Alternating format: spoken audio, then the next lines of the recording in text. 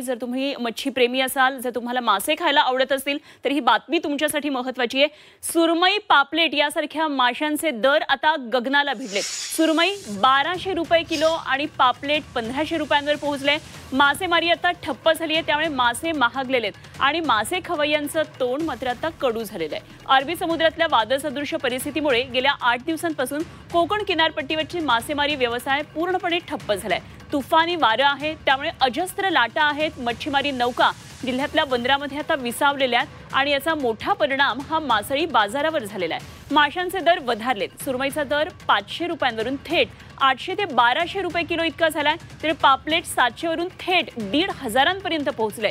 बांगडा 150 वरून 300 रुपयाला विकला जातोय, तर कोळंबी, सारंगा, मोडोसाचे दर हे 25 ते 40% वाढलेलेत। तर माशांचे दर वाढलेलेत आणि त्यामुळे अर्थातच खवय्यांना त्यांचा खिसा आणखी हलका करावा लागतोय।